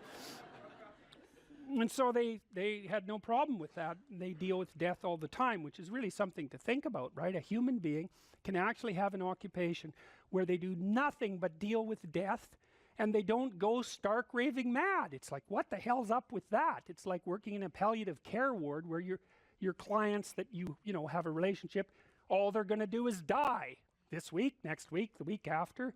People do that. It's like, those people are tough, man. They're tough. So anyways, we went and watched this embalming, which was, I have a rather high level of disgust sensitivity, so it was a little on the rough side for me. But she sat there, and first while she was not, we were outside this little room, she was not looking at that, man, no way. Then she'd kind of go like this, and you know, that was pretty good. And then she'd go like this, and then she'd go like this, and then she watched it. And then she asked if she could go in, and she put on a glove and she touched the body, and she didn't have a fit, she didn't have a panic attack, and so she walked away from there learning that there was a hell of a lot more to her than she thought there was, and that she could see things that she didn't think she could see and live. And after that, she sort of had a touchstone. It's like, well, I'm kind of afraid of this. Well, is it as bad as going to see the embalming? No, it's not that bad. Well, I guess I can do it. It's like an initiation, right? She had an initiation, and so did I, you know. And I learned a lot from doing that. I learned that one of the things you need to do if you're going to be a human being is to prepare yourself to be useful in the face of death. And so when you have a parent that dies, which, you know, shatters people's ideas often, they can't even think about it. If you can't even think about that, man, you've got some thinking to do. Because you need to be able to at least think about that, because otherwise you're just going to be a wasteland when it happens. And you never know, you could even have a higher ambition. Maybe you could even be useful when it happens, instead of being part of the heap of destroyed people who also have to be taken care of. You know, and that's brutal. You have to be brutal to be useful in the aftermath of your parents' death. You know, you don't get to crumble and fall apart, and no, you have every reason to. So you got to be kind of some tough monster to manage that. But do you want to be useful in the face of tragedy, or do you want to be pathetic? There's this idea that philosophers have developed in the last 50 years called performative contradiction. It's like a lie. Normally you think of a lie as, you lie when you say something that you know not to be true. And there's different forms of lies. There's sins of commission, lies of commission, where you literally say something and you know it not to be true. And then there are lies of omission, where you have something to say and you don't. And classically, people have regarded sins of commission more seriously than sins of omission. But sins of omission, they're not nothing. And you know, I've read studies that purport to demonstrate that if you ask people when they're older, you know, what they regret most in their life, it isn't the mistakes they've made, it's the opportunities that presented themselves to them that they never took, right? That's a sin of omission. I think it's an open question. You know, maybe your life would be long enough, even though it's short, maybe your life would be long enough if you took advantage of everything that came your way. Maybe you'd exhaust yourself in the pursuit of that opportunity so that you could be content with the finitude of your mortal existence. If you didn't avoid and hide things in the fog, let's say, that's rule number 3. Do not hide unwanted things in the fog. Your own future, all that opportunity. Do not do what you hate. You go to work and you hate it, right? You're forced to do things that you don't want to do, that grate against, not your lack of discipline, right? We have to get that straight, not your immaturity. You have to, if you're resentful, you got to ask yourself, you know, are you just immature? Or are you being tyrannized? No, those are the questions. And the probability that you're immature is very high if you're resentful. But it's also, well, it's the case for everyone, right? It's like, have you fully grown up? It's highly improbable. And well, you know people, you know what they're like, you know yourself, that you're still 13 in some ways. And I could see this in my clinical clients often. It was so interesting watching them talk, because especially if they had been hurt at some point in their life, they would literally, I could see them transform right before my eyes. I saw one woman once who talked to me about a very traumatic experience she had. Her mother put her in a grocery cart, and it was on a hill. And she rolled down the hill in the bloody grocery cart, and it spilled her out. And she ended up in the hospital and under the care of a pretty damn psychopathic nurse. And it really tilted her towards paranoia for the rest of her life. Right? She was so shocked, first of all, that she got hurt, and second of all, that when she went for help, she encountered someone malevolent who actually, what would you say, fed on her pain.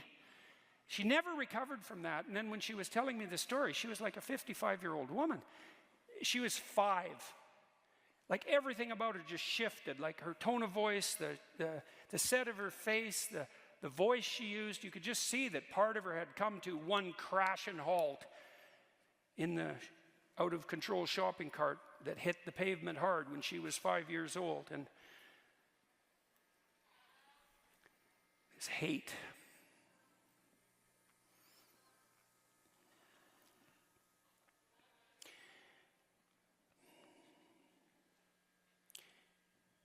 There's this idea in the New Testament. It's a very tricky idea.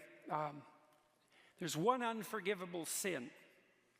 People have argued forever about what that is. Because the idea, that one of the ideas our culture is based on, is that if you've made mistakes in your life, but you admit to them, so that's to confess, let's say, and then you repent, which is to figure out what the hell you did wrong and decide to do better in the future. And that can be very hard if you did something really wrong, so it's not like it's an easy thing to do. It's difficult in proportion to the magnitude of your failure to aim, let's say. But that if you do that properly, no matter how far you've strayed, that you can be set back on the proper path, right? That you can be forgiven and that you can then move ahead. And we better hope that's true, because there isn't anybody anywhere who hasn't done many things that were pretty damn dark. And if it was all only the case that we were done when we made a mistake, then, the jig's up for the rest, for everyone. And so you need justice, because you can't get away with everything or even anything, perhaps, but you need mercy too. And mercy is, well, the same. You apply that to your children as well. They make a mistake or multiple mistakes, and perhaps even more so when they're teenagers. And the basic rule is still, try to do better and you're still welcome, fundamentally. And that's a good rule. That's a really good rule. What would interfere with that process of redemption, let's say, and maybe that's your decision not to abide by the dictates of your own conscience. So you tell yourself, I shouldn't be doing this, whatever it happens to be. Maybe you don't find your job meaningful. And not that that's a simple problem. Or maybe you're really called upon to do things at work or in your family life, or just to save your good name, that really do disturb you, and yet you do them anyway. And then you practice doing that. You make that into a habit, and everything you practice, that becomes you. This is true neurologically. If you repeat something over and over, if you practice it, you build the biological structures that make you an expert at that. And so if you're practicing violating your own conscience with a performative contradiction, this other form of lie, this willingness to act out things that run contrary to your own sense of morality, right? So you act out a lie. Well, then you become the embodiment of a lie. And, well, there's endless metaphorical speculation about the spirit of the lie, right? I mean, that's one of the characterizations of the great adversary of mankind, is the prince of lies. And you allow that to take up its residence within you because you're rationalizing doing what you hate. Then you do that at your own peril. And if you get really good at that, maybe there's no way back. The danger of being an actor, you know, is that you become the actor and then you lose you, obviously. You replace you with that falsehood, and that will make you bitter, to lose you in the service of a falsehood. And then, you know, once you're bitter, then you're vengeful, and once you're vengeful, then you're, what's next? Fratricidal. That's Cain, by the way. And once you're fratricidal, the next step is homicidal, and the step past that is genocidal. And, you know, you can walk down all those steps, and people have lots of times. And every one of us has something in us of all of that. That's for sure. And you don't want to practice that.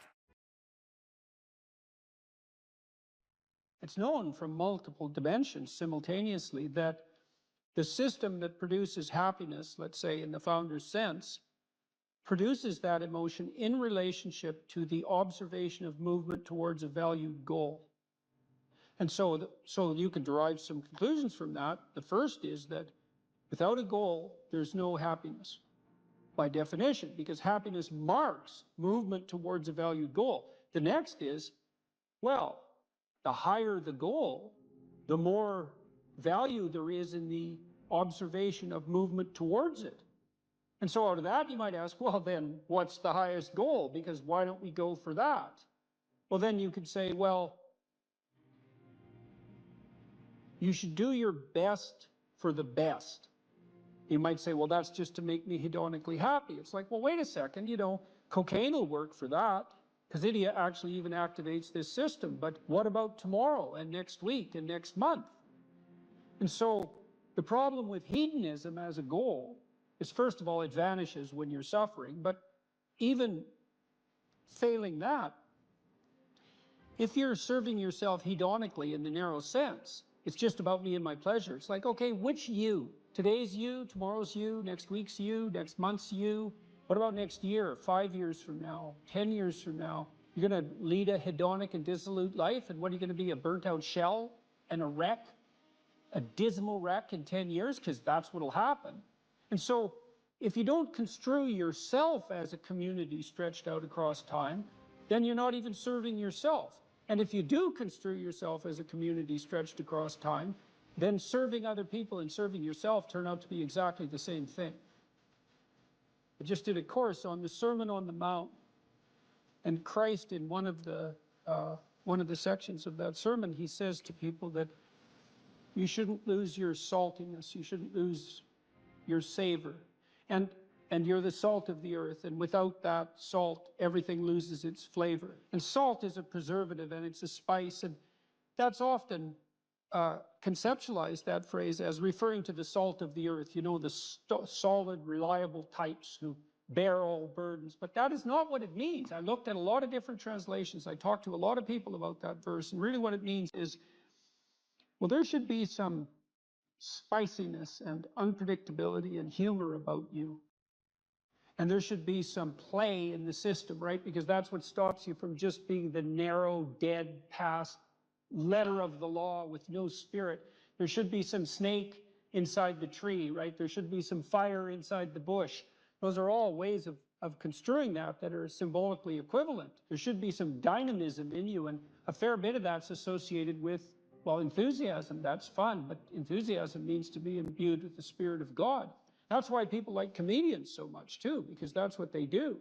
And so you have to leaven the duty with humor, and your book does a lovely job of that too, because your book, which is a very conservative book in the best possible way, and is a call to duty and responsibility, but you constantly return to themes of both stoicism and humor, which are tied together in some sense. You know, I was just in Newfoundland for the last week doing a documentary there, and Newfoundland's a rough rock, and it's beautiful and harsh. And the people there are tough and resilient, man, because they had to be. And Newfies have a great sense of humor, and they're always making fun. And that's a necessary leaven, right? That ability to deal with serious matters with a light touch. And it's something I'm trying to learn to do more and more, even in the most serious of conversations, because if you're a master, you've got both. You've got that light touch and that sense of humor. You really see that in military people who've been through rough situations. When you see someone in the depths of genuine suffering, hopefully what you're trying to do is to throw a lifeline. And one possible lifeline is compassion. And that's probably the right lifeline to throw an infant, who's suffering. That sort of overwhelming compassion. But for someone who is an adult or making progress towards being an adult, the lifeline that might be thrown is there's something within you that would let you be more than you are, and much more, and maybe enough more so that you could actually deal with this suffering so it didn't turn into hell and take everything along with it. And there isn't anything more optimistic than that. You say something here, which I think is I'm going to read something from your book here. It is true that character is to some extent innate.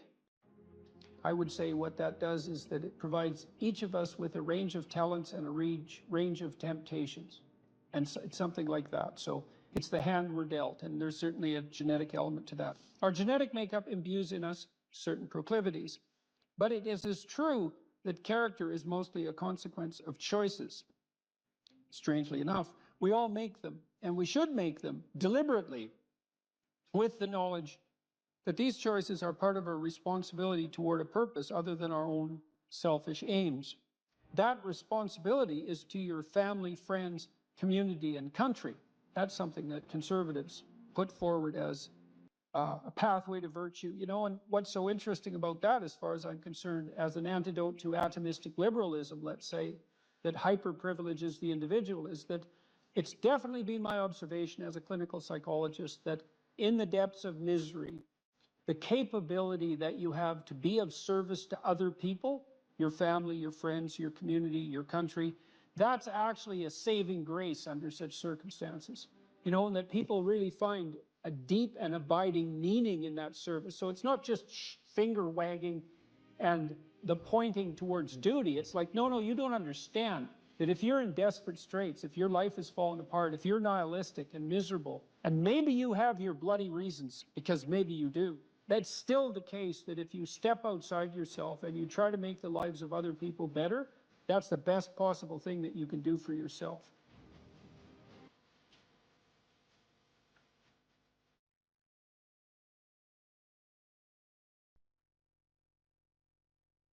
What we mean by soul is something like animating spirit. And you might say, well, what's a spirit? And well, that's actually rather easy to answer. So when a child of 4 is playing house, let's say when a child of 4 is playing house, she acts out the role of the mother. But acting out, that's a strange thing, right? Because she doesn't literally duplicate in her actions or her perceptions in the game what she observed her mother literally doing. So, for example, she didn't go into her mother's bedroom when her mother awoke and watched her turn her head in a particular way to awaken and count the number of blinks so that she could mimic that in her play. And, you think that's absurd, but it's not absurd if it's just mimicry. It's not.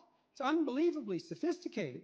So what the girl does is she watches her mother manifest maternal behavior across a vast array of instances, and she integrates that with the image of the mother she's received from all the books she's been read and all the little movies she's watched, the Disney movies and so forth, and she abstracts out the animating principle of the maternal, and then she embodies that in play, and usually with a little boy, and that's practice for what's going to come later. It's unbelievably sophisticated, and she's embodying a spirit, and the spirit there is the abstraction of the central animating principle from multiple embodiments of its manifestation.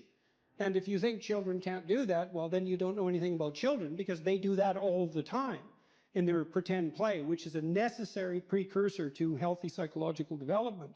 And so part of what we refer to as the soul is the presence of that spirit, or maybe even the capacity of embodying such spirits. And it's very difficult to know how deep that goes. I had a vision at one point of all the men in my life who've been particularly influential in a benevolent way. And you think, well, just the mere notion of idea that there could be a benevolent way that would unite the acts of benevolence across a series of men. That's all comprehensible to you. You take that as a matter of course when you say that there are such things as good men and you can identify them, right? Something stable about whatever is good across multiple manifestations of incarnation, let's say. And I saw that transform into the Father person of the Trinity as the embodiment of that benevolent spirit. Now, I don't have any idea what that means metaphysically, because who does? But that spirit manifesting itself within is certainly part of what we refer to when we talk about the soul. And you can see that shine through people. I mean, it's part of what gives someone charisma. It's part of what elicits the instinct to imitate in you. You know, and you see that even in simple things. When you see a remarkable athlete do something incredibly athletic to put the soccer ball, the football ball through the net, to score the goal, and everybody leaps to their feet in celebration of that, well, that's a celebration of the divine capacity to hit the target dead on. And it grips you at such a low level, way down inside your soul, that you're compelled to your feet to cheer, and you don't even know what you're doing. But you enjoy it, that's for sure. And that enjoyment is also a sign of the depth and utility of that response. You see this in all the things that people do that are, you know, so-called popular entertainment. It's unbelievably sophisticated. The soul is participating in that in the fullest extent. And, you know, you can say, well, there's no necessary use for the religious terminology. It's like, well, until you come up with a better word, there's plenty of use for it, because it's a very complex and deep phenomena. And to, you know, just cast it into the realm of superstition in some casual manner it's just not helpful. Not in any possible. It's not helpful scientifically. It's not helpful ethically. It's not helpful existentially. Try treating someone for a while as if they don't have a soul. Just really, I mean it. Just, you know, treat them like a deterministic machine, if that's your belief. Really act it out. You'll be like the most hated person in town in about 15 minutes. Well, I mean, what do you make of practical evidence like that? I mean, you interact with people as if they're free souls capable of choosing between good and evil. That's what you do all the time. And maybe you can addle yourself out of that by some ridiculous rationalist ideology, but that just means you're kind of a gabbling fool, and it's just going to make you trip over things you don't even notice in all of your social interactions. I don't care how you think philosophically or ideologically, you bloody well know that what I just said is true. So, and that's true even when you're interacting with an infant or a small child. It's true when you're dealing with someone who's elderly and virtually incapacitated in every way. You still see that divine spark, for lack of a better term, and we do lack a better term, by the way. You see that everywhere if your eyes are open and if you're willing to see it, and to the degree that you're responsive to that, then your actions are guided by love and your words are guided by truth.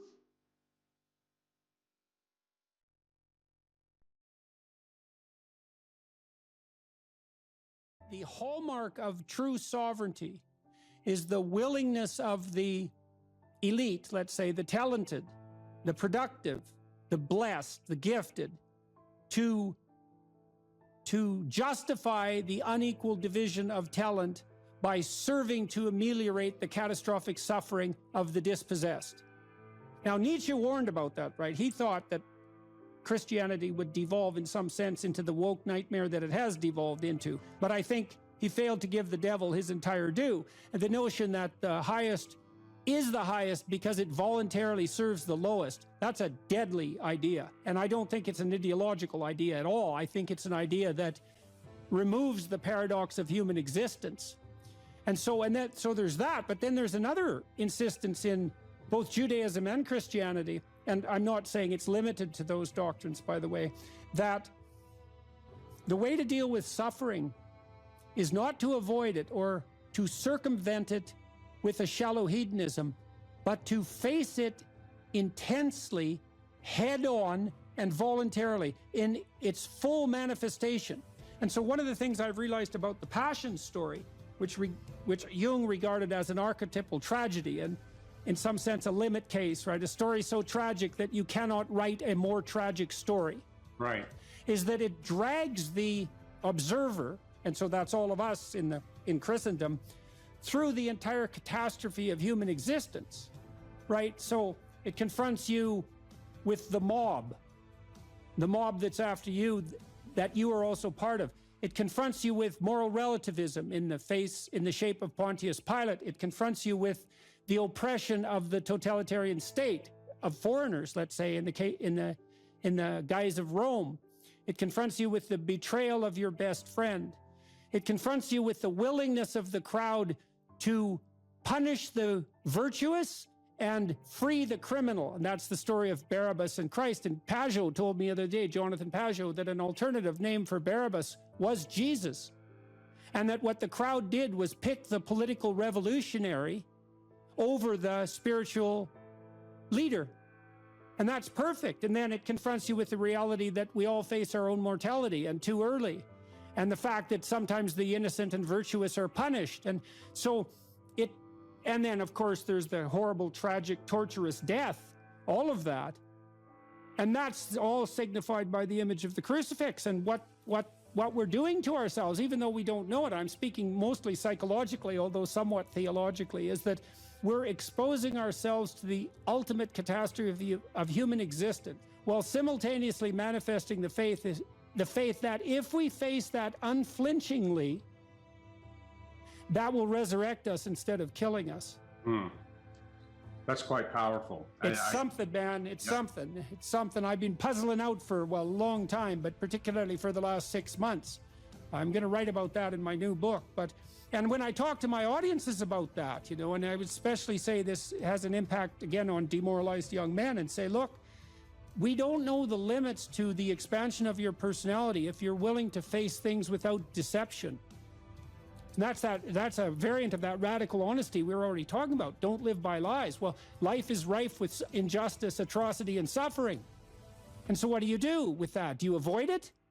There's good physiological evidence, by the way, that if you take two groups of people and you subject one group to a stressor involuntarily, and you get the other group to take on the stressor voluntarily, that the pattern of psychophysiological response is entirely different. It's entirely different emotionally, motivationally, and in terms of the damage it does. And so the involuntary imposition of a threat is stressful and damaging, but the voluntary acceptance of a threat is invigorating and revivifying. No, it would be nice if we could be optimistic. And I think, again, the problem with being optimistic is that it's naive. So then the question is there an optimism that's not naive? And I think there is. And the optimism that's not naive is in just a visualization of how strong people can be. So one of the things that I tell people, I told my students in my class in Maps of Meaning, here's a goal. You want to be the person at the funeral of your father that everyone can rely on. How would that be?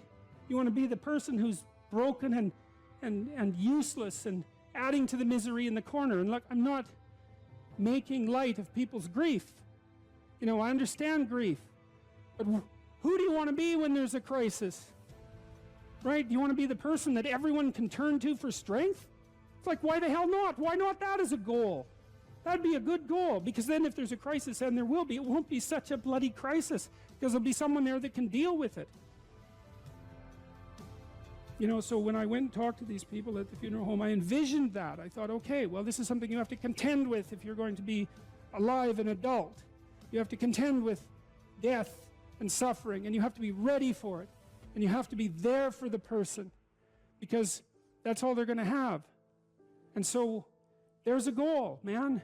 And in this time of nihilism, it's what's the point of life? People ask, and they're taught that at universities. What's the point of life? Everything's interpretation. Humanity's a cancer on the planet. Well, how about no? How about not that? How about that there's something to us?